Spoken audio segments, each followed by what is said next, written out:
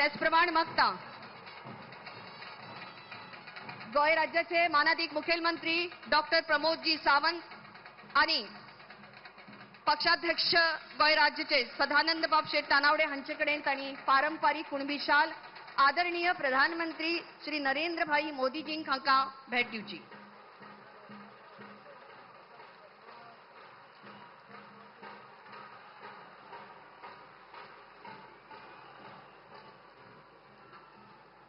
भारताचे प्रधानमंत्री श्री नरेंद्र भाई मोदी हांच्या आत्मनिर्भर भारत उपक्रमांतल्यान प्रेरणा घेऊन स्वयंपूर्ण गोय हे उद्दिष्ट दवरून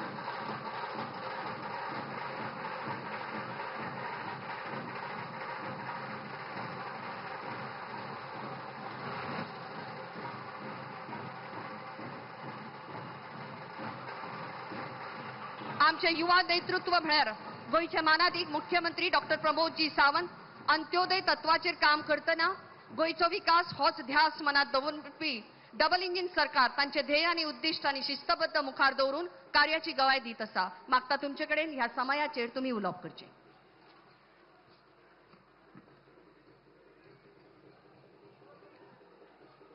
आयच्या विजय संकल्प रॅलीक आमकां संबोधीत करपाक आयिल्ले नारी शक्तीक अभिनंदन करपी, युवा शक्तीक कौशल्य दिवपी, किसान शक्तीक सन्मान दिवपी आणि गरिबाचे कल्याण करपी आमचे मानाधिक प्रधानमंत्री नरेंद्र भाई मोदी हांचे स्वागत करपाक तुम्ही सगळ्यांनी नेटान परत एकदा घोषणा दियात. माझ्या बरोबर दोन्ही हात वयर करून सगळ्यांनी दोन्ही हात वयर करून माननीय मोदीजींचे तुम्ही स्वागत करात. भारत माता की वंदे, अब की बार मेरा परिवार.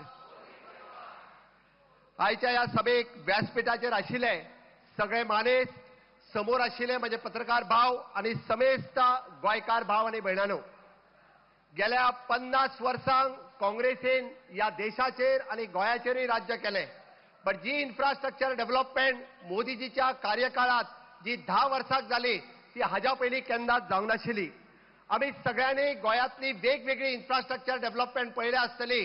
जुवारी पूल पळयलो, अटल सेतू पळयलो, मनोहर पर्रीकर बायपास पळयलो की मनोहर इंटरनॅशनल एअरपोर्ट पळयलो किंवा आमच्या आशिल्ले विविध प्रोजेक्ट सुपर स्पेशलिटी हॉस्पिटल आणि टुरिझम हे जर कित्याक शक्य झाले आसात जाल्यार फक्त आणि फक्त डबल इंजिन सरकाराच्या कार्यकाळात शक्य झाले. इन्फ्रास्ट्रक्चर डेव्हलपमेंट आणि ह्युमन डेव्हलपमेंट आमी गोंयांत जे करपाक शकले, गोंयांत ITI पासून IIT पर्यंत अशा विविध प्रकारचे स्किलिंग, रिस्किलिंग आणि अपस्किलिंग जर आमकां कित्याक शक्य झाले आसात जाल्यार फक्त आणि फक्त मोदीच्या काळाकूच शक्य झाले. माननीय मोदीजीच्या सरकारांतल्यो 13 फ्लॅगशिप प्रोग्राम, प्रधानमंत्री आवास योजना आसतली, प्रधानमंत्री विमा योजना आसतली, प्रधानमंत्री आयुष्यमान योजना आसतली, हर घर नल से जल आसतले, हर घर शौचालय आसतले, हर घर बिजली आसतली, किसान क्रेडिट कार्ड आसतले, प्रधानमंत्री इन्शुरन्स कार्ड आसतले. यासारख्यो असंख्य योजना गोंय सरकार यापैकी 4 योजनांनी 100% जर दिवपाक शकले आसात हाचो सार्थ अभिमान आमकां आसा आणि 70% योजना हे गोंय पुराय करपाक शकले. म्हणून तर खऱ्या अर्थात आमी जे म्हणटा अंत्योदय, सर्वोदय आणि ग्रामोदय या तत्वाचेर आमी गोंयचो विकास करपाक शकले.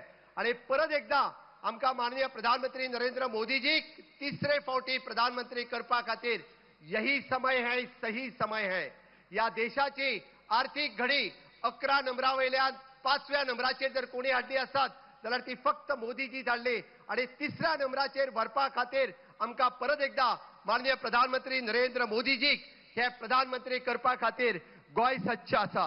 आणि तेकाच लागून हांव तुमकां मागता, हांगासर आशिल्ले काँग्रेसचे उमेदवार जावं कलप जो बँक लुटारू आसा किंवा जावं तो विरेतो आसतलो जेका संविधानाचो आदर करिना, बाबासाहेब आंबेडकराच्या संविधानाचो जो अपमान करता तेका गोंयची जनता घरचो रस्तो दाखयतली. जेका आपल्या काँग्रेसीक आणि काँग्रेसीचे लिडर राहुल गांधी हाकाय ज्यांनी विकत दिला ताजेर कितें विश्वास दवरचो. म्हाका दिसता ह्या दोगांयकू गोंयची जनता या भ्रष्ट काँग्रेसीक, भ्रष्टाचार करपी काँग्रेसीक घरचो रस्तो दाखयतले. आणि विकसित भारताचे स्वप्न साकार करपी आणि या देशाक परत एकदा जे वैभव प्राप्त करून दिल्या त्या सगळ्या माननीय प्रधानमंत्री नरेंद्र मोदीजीक तिसरे फावटी आमी प्रधानमंत्री करतले. आज जर गॅरंटी कोणाची आसात जाल्यार फक्त मोदीजीची गॅरंटी आसा.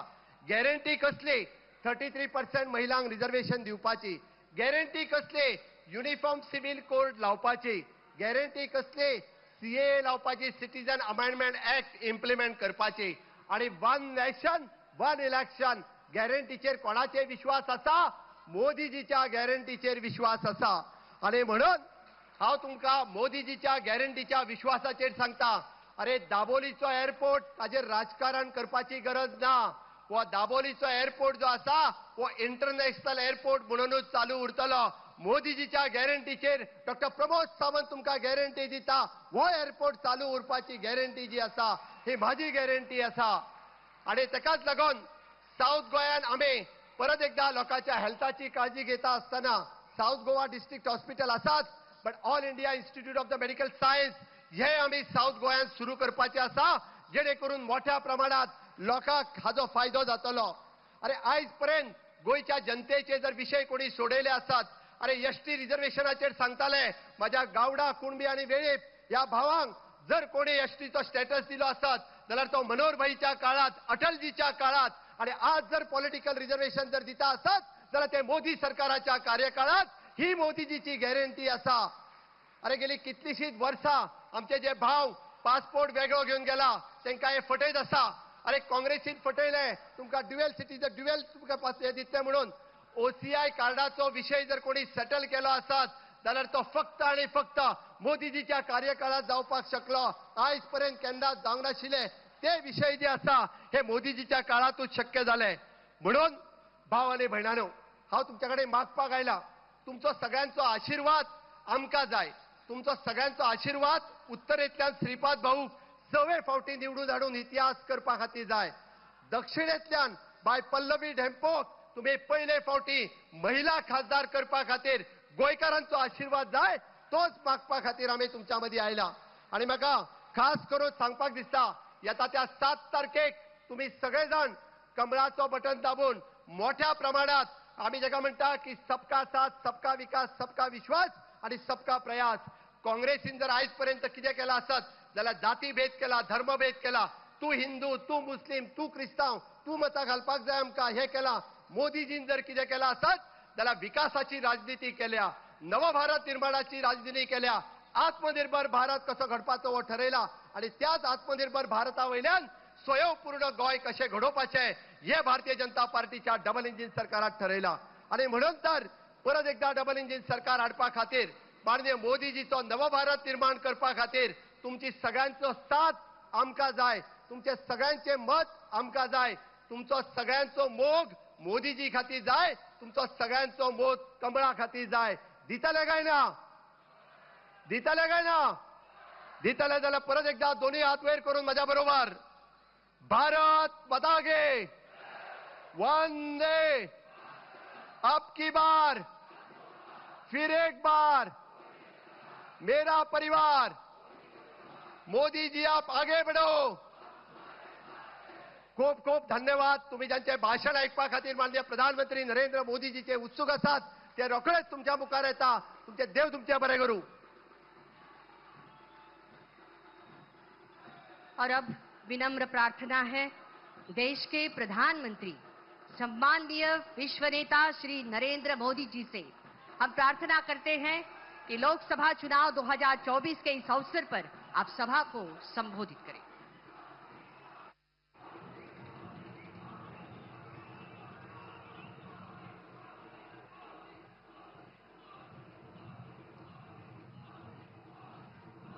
समेस्त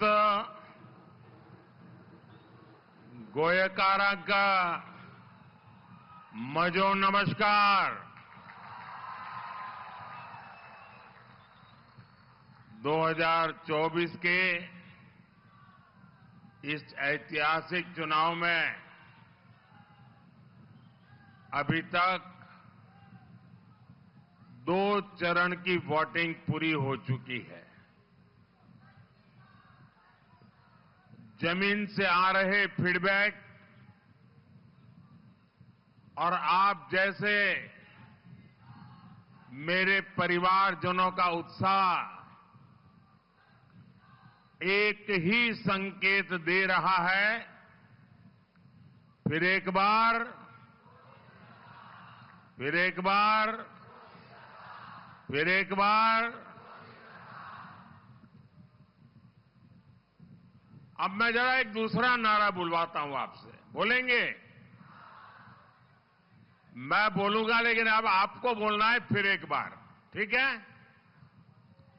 गरीबों की सरकार, एससी, एसटी, ओबीसी की सरकार, युवा को अवसर देने वाली सरकार, महिलाओं को सुविधा देने वाली सरकार, फिशरमैन को समर्पित सरकार, टूरिज्म को बढ़ावा देने वाली सरकार, किसानों का कल्याण करने वाली सरकार, भारत को आधुनिक बनाने वाली सरकार। भाइयों और बहनों, मैं जब मंच पे आया तो मैं तय नहीं कर रहा था, तय नहीं कर पा रहा था कि चुनाव सभा है कि विजय सभा है।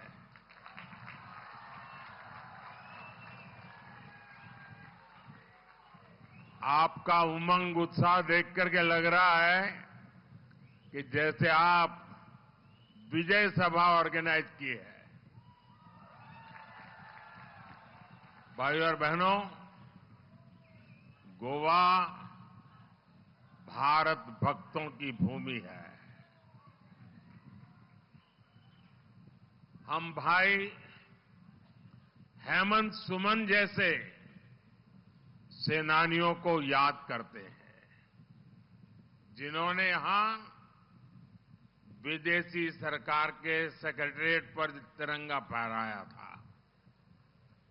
ये धरती जगन्नाथ राव जोशी जैसे सत्याग्रहियों की धरती है। गोवा के मंदिर जितने भव्य है, गोवा के चर्च भी उतने ही खूबसूरत है। एक भारत श्रेष्ठ भारत की बहुत ही सुंदर तस्वीर गोवा में दिखती है और इसलिए पूरी दुनिया के लिए गोवा आकर्षण का केंद्र बना हुआ है। यहां आना एक सुखद अनुभव होता है। भाइयों और बहनों, 24 का ये चुनाव दो धाराओं के बीच का चुनाव है। एक धारा एनडीए की है, जो देश के नागरिकों की एस्पिरेशंस के लिए काम करती है, जो धारा हर काम में पूर्णता को लेकर के सैचुरेशन अप्रोच पर काम करती है और हमारे खिलाफ दूसरी धारा इंडी अलायंस की है, जो अपने स्वार्थ के लिए, अपने परिवार के लिए काम करती है। हमारी अप्रोच तुष्टीकरण की नहीं, हमारी अप्रोच संतुष्टीकरण की है। मुझे याद है, मैंने यही गोवा में पहली बार भाजपा की इस सैचुरेशन अप्रोच पर विस्तार से बात की थी। सैचुरेशन अप्रोच यानी सबका साथ, सबका विकास। सैचुरेशन अप्रोच यानी बिना किसी भेदभाव सभी सरकारी योजनाओं का लाभ मिलना चाहिए। और हमारा गोवा तो इस सैचुरेशन अप्रोच का बेहतरीन मॉडल है। हमारे प्रमोद सावंत जी के नेतृत्व में उनकी पूरी टीम ने सैचुरेशन अप्रोच को जिस प्रकार से जमीन पर उतारा है, यहां टॉयलेट कवरेज कितनी है? 100%। यहां बिजली कवरेज कितनी है? 100%। यहां एलपीजी कवरेज कितनी है? 100%। यहां नल कनेक्शन कितने हैं? 100%। और यही तो सच्चा सेक्युलरिज्म है। यही तो सच्चा सोशल जस्टिस है। इस 100% गवर्नेंस की गारंटी से सबसे अधिक लाभ गरीब को हुआ है, हमारे किसान भाई बहन को हुआ है, हमारे मछुआरे भाई बहनों को हुआ है, हमारी माताओं बहनों को हुआ है। साथियों, पिछले 10 वर्षों में इतना सब कुछ हुआ है, लेकिन मोदी चैन से बैठता नहीं है।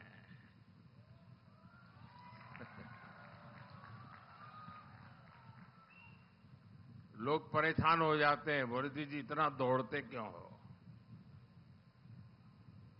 मोदी मौज करने के लिए पैदा नहीं हुआ है। मोदी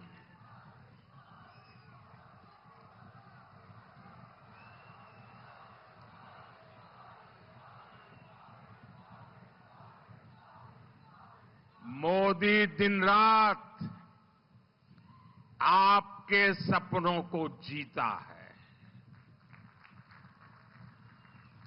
आपके सपने ही मोदी के संकल्प है।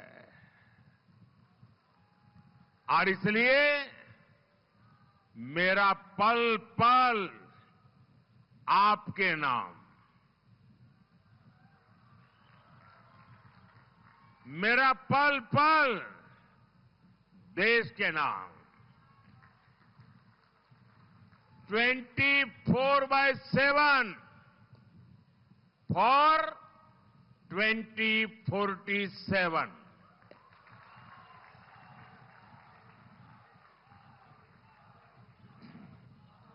इतने सारे काम हुए, अनगिनत काम मैं बता सकता हूं।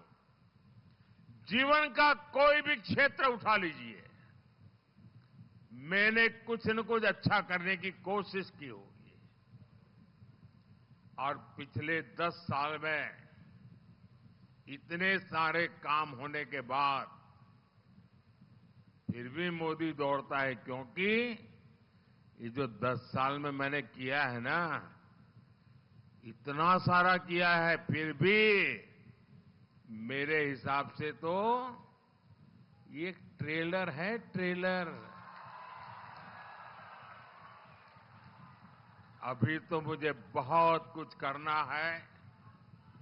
गोवा को, देश को बहुत आगे लेकर जाना है।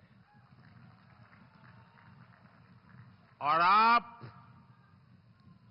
मोदी की गारंटी नोट करके रखिए। आने वाले साल में गरीबों के 3 करोड़ नए पक्के घर बनेंगे। और मेरी आपको एक रिक्वेस्ट है, मेरा एक काम करोगे? ऐसे नहीं, ऐसे जरा तेज गति से बताओ। मेरा एक काम करोगे? देखिए, चुनाव अभियान में आप घर घर जाते होंगे, मोहल्ले में जाते होंगे, गांव में जाते होंगे। कहीं पर भी अगर कोई ऐसा परिवार ध्यान में आए कि जिसको अभी पक्का घर नहीं मिला है, हो सकता है गांव में 5 लोगों को मिल गया होगा, लेकिन एक आध छूट गया होगा, आप उनका नाम पता लिख लीजिए, मुझे भेज दीजिए। 4 जून के बाद, नई सरकार बनने के बाद मेरी तरफ से उनको कह देना, तीसरी बारी में उनका पक्का घर पक्का हो जाएगा। तो बता दोगे? और ये मोदी की गारंटी है, उनको पक्का घर मिलेगा। और आप भी उसी विश्वास से उनको कह देना कि आपका पक्का घर पक्का। क्यों? मेरे लिए तो आप सभी मोदी है। शहरों में जो हमारे मिडिल क्लास परिवार है, जो किराए पर रहते हैं, उनको भी अपना मालिकी का मालकिन हक वाला घर बनाने के लिए मदद दी जाएगी। ये भी मोदी की गारंटी बता दीजिए। अभी तक हमने घर घर सस्ते सिलेंडर का उज्ज्वला कनेक्शन पहुंचाया है। अब हम घर घर पाइप से सस्ती गैस पहुंचाने के लिए तेज गति से काम करेंगे। अभी तक हमने करोड़ों गरीब परिवारों को 5 लाख रुपए तक का मुफ्त इलाज दिया है। अब हम गोवा के हर परिवार में जो बुजुर्ग है, सीनियर सिटीजन है, जो 70 साल की ऊपर के हैं, और हम जानते हैं आज हमारे परिवारों में आजकल माता पिता, दादा दादी, नाना नानी, बुजुर्ग, कोई न कोई तो बीमारी हो ही जाती है। सब कोई मोदी जैसे थोड़े होते हैं। कोई न कोई तो बीमारी हो जाती है। और जो घर में कमाने वाला बेटा होता है या बेटी होती है, उसको अपने बच्चों को भी संभालना होता है, अपने बच्चों की भी चिंता करनी होती है, और ऊपर से माता पिता की बीमारी का खर्च आ जाता है। तो मध्यम वर्ग के परिवार को बहुत मुश्किल हो जाता है। तो आप घर घर जाकर के बता दीजिए, उनसे फॉर्म भर दीजिए कि 70 साल से ऊपर के कोई भी नागरिक होंगे, अब उनका इलाज का खर्चा दिल्ली में जो आपका बेटा बैठा है ना, वो मोदी करेगा। ये मोदी की गारंटी है। तो आप जाकर के फॉर्म भरवा देंगे सबका? हर एक का फॉर्म भरवा देंगे? जो 70 साल से ऊपर के हैं कर लेंगे। दूसरा, उसमें जो 85 से ऊपर के होंगे, उनके लिए हमने नियम नया बनाया है। उनको पोलिंग स्टेशन पर आने की जरूरत नहीं है, वो अपने घर से वोट कर सकते हैं। जो दिव्यांग है, वो अपने घर से वोट कर सकते हैं। और इसके लिए मैं चाहूंगा कि सरकार के साथ मिलकर के योजना बनाकर ऐसे लोगों का वोटिंग हो जाए। साथियों, कहने का तात्पर्य यह है कि गोवा का मेरा हर परिवार, मेरी हर फैमिली के पास इन सारी सुविधाओं के कारण पैसा बचेगा और वो अपने बच्चों के लिए खर्च कर पाएंगे। उनकी बहुत बड़ी चिंता मोदी दूर कर देगा। साथियों, ये भाजपा सरकार है। आजादी के बाद पहली बार, अब आप मुझे बताइए, देश आजाद हुआ उसके पहले भी फिशरमैन थे कि नहीं थे? जरा जवाब दीजिए ना।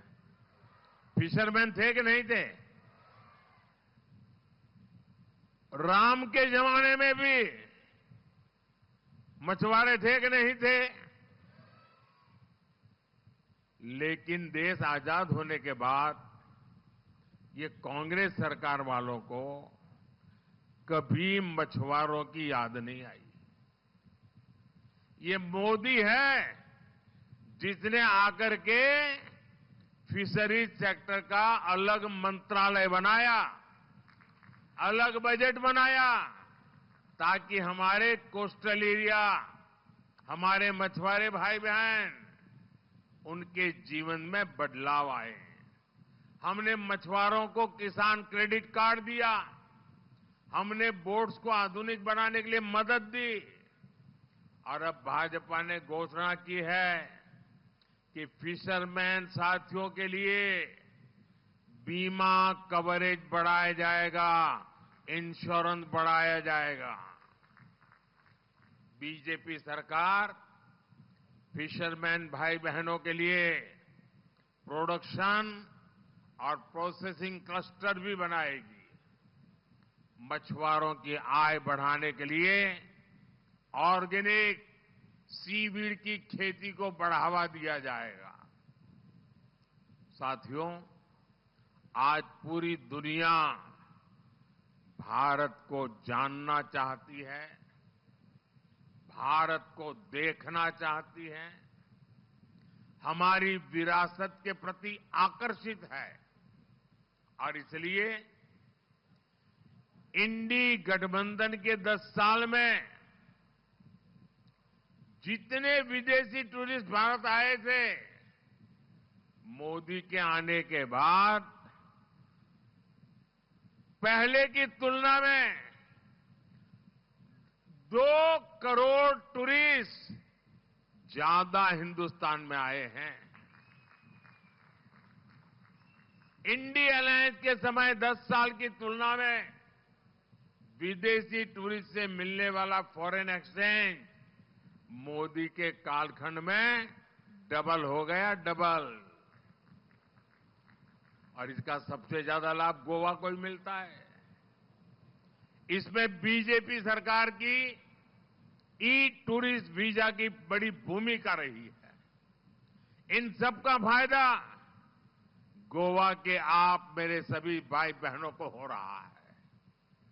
ये भाजपा की ही सरकार है जिसने कोरोना के समय में पूरे देश में, ये आपको याद होना चाहिए, जब हमें वैक्सीन देने की बात आई, मैंने कहा सबसे पहले गोवा को मौका देना चाहिए, और हिंदुस्तान में सबसे पहले पूरे राज्य का वैक्सीनेशन, सभी नागरिकों का वैक्सीनेशन गोवा में हुआ था। क्यों? इसके पीछे कारण था।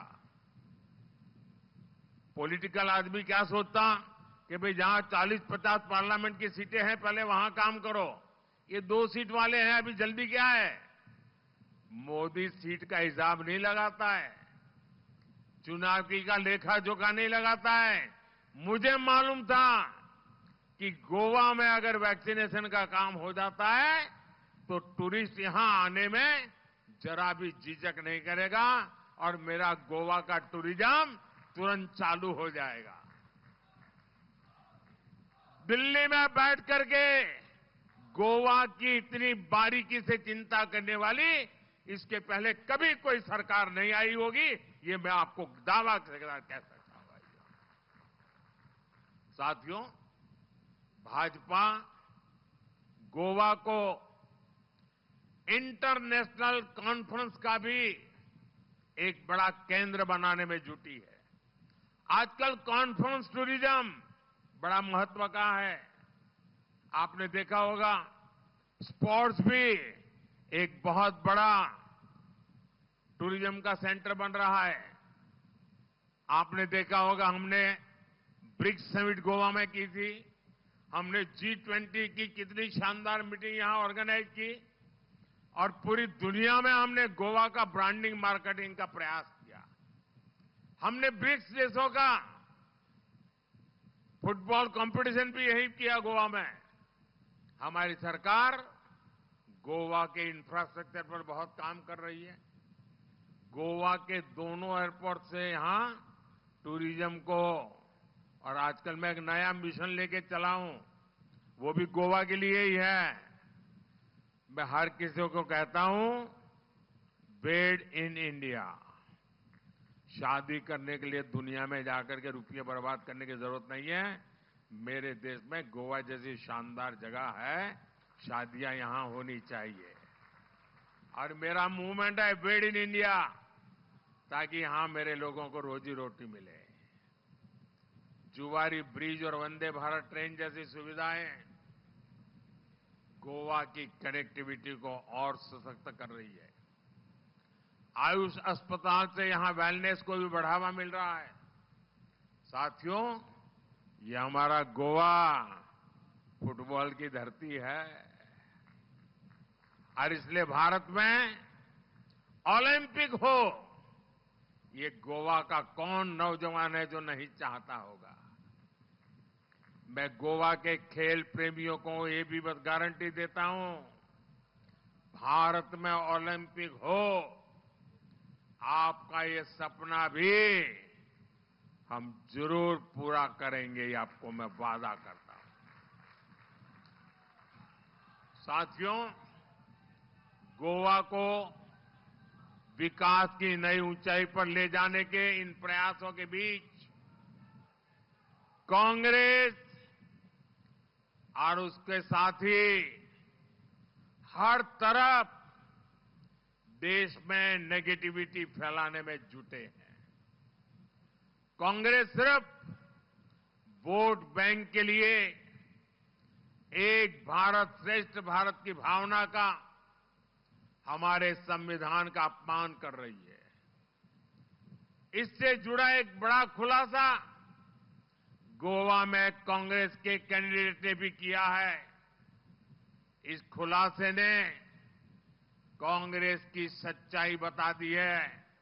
उसका हिडन एजेंडा बाहर लाए हैं कि देश का संविधान उसके लिए कोई मायने नहीं रखता। साथियों, ये वोट बैंक के लिए कांग्रेस की सोची समझी साजिश है और ये अकेली घटना नहीं है। देश को बांटने वाली बात कर्नाटका के कांग्रेस सांसद ने कही है। कांग्रेस की यही सोच है जिसके कारण 70 साल तक जम्मू कश्मीर में आर्टिकल 370 बना रहा, जिसके कारण देश सालों साल तक आतंकवाद की आग में जलता रहा। आपके एक वोट ने आर्टिकल 370 को जमीन के भीतर दफना दिया। दोस्तों, वो इतिहास के पन्नों पर जड़ गया। और मेरे मित्र मनोहर पार्रिकर अगर आज हमारे बीच होते तो शायद एक खबर उनके लिए खुशी की खबर होती। लेकिन इंडी गठबंधन आर्टिकल 370 को भी वापस लाने की बात कर रही है। मुझे बताइए मेरे गोवा के भाई बहन, क्या आर्टिकल 370 वापस लाने देंगे? क्या कांग्रेस के मंसूबे पार होने देंगे? क्या साथियों, कांग्रेस वोट बैंक के तुष्टीकरण के लिए खतरनाक खेल में जुटी है। कांग्रेस धर्म के आधार पर आरक्षण देना चाहती है। कांग्रेस एससी, एसटी, ओबीसी के हक में से एक हिस्सा अपने वोट बैंक को देना चाहती है। कर्नाटका में इन्होंने ये काम शुरू भी कर दिया है।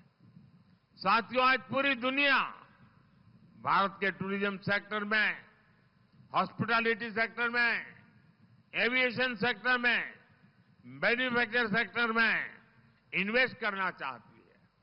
लेकिन कांग्रेस का प्लान आपकी संपत्ति पर 55% टैक्स लगाने का है।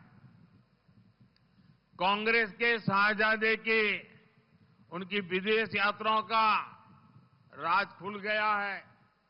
वहां से कांग्रेस के शाहजादे के एक एक्सरे मशीन लाए हैं और पब्लिकली बोलते हैं कि उनकी सरकार बनने के बाद देश का एक्सरे किया जाएगा। और एक्सरे मशीन से कांग्रेस आपकी संपत्ति की जांच करके उसे अपने वोट बैंक में बांटना चाहती है। मान लीजिए यहां किसी फिशरमैन के पास 2 बोट होगी और वो जीवन के अंतकाल में वो 2 बोट अपने बेटे को देना चाहता है तो नहीं दे पाएगा। कांग्रेस ऐसा कानून ला रही है कि उसमें से 1 बोट सरकार जब्ता कर लेगी, 1 ही बोट अपने संतान को दे पाएगा। और आप जानते हैं ना कांग्रेस का पसंदीदा वोट बैंक कौन है? इसलिए पूरा देश कांग्रेस पर इल्जाम लगा रहा है और मुखर होकर बोल रहा है देश, कांग्रेस की लूट जिंदगी के साथ भी और जिंदगी के बाद भी। भाइयों और बहनों, भाजपा ऐसे काम करती है जिससे देश को खुशी मिले, हर नागरिक को खुशी मिले, आपको खुशी मिले। लेकिन कांग्रेस ऐसे काम करती है जिससे देश विरोधी ताकतों को खुशी होती है। आप देखिए, इन्होंने ईवीएम को लेकर कितना झूठ बोला भाई। आए दिन चुनाव हार गए तो क्यों? ईवीएम। चुनाव हारना तय है तो क्यों? तो ईवीएम। जब चाहो तब ईवीएम को गाली दो, जब चाहो ईवीएम को गाली दो। हिंदुस्तान के नागरिकों का ईवीएम से विश्वास उठ जाए, उसके लिए जितनी कोशिश होती है की, इन्होंने भारत के लोकतंत्र के खिलाफ अविश्वास पैदा करने की कोशिश की, लोगों को भड़काने की कोशिश की। लेकिन सुप्रीम कोर्ट ने दूध का दूध और पानी का पानी कर दिया। सुप्रीम कोर्ट ने साफ कह दिया कि ईवीएम सही है, ईवीएम से होने वाला चुनाव सही है। ईवीएम के उपयोग से भारत का लोकतंत्र मजबूत भी हुआ है, भारत का लोकतंत्र आधुनिक भी हुआ है। अब मुझे बताइए, इतने सालों से कांग्रेस का झूठ चल रहा है, क्या कांग्रेस ने माफी मांगनी चाहिए कि नहीं मांगनी चाहिए? कांग्रेस ने देश की माफी मांगनी चाहिए कि नहीं मांगनी चाहिए? ये माफी नहीं मांगेंगे, ये अहंकार में 7वें आसमान पर पहुंचे हुए हैं। लेकिन ये मोदी को बदनाम करने के लिए किसी भी हद तक जा सकते हैं।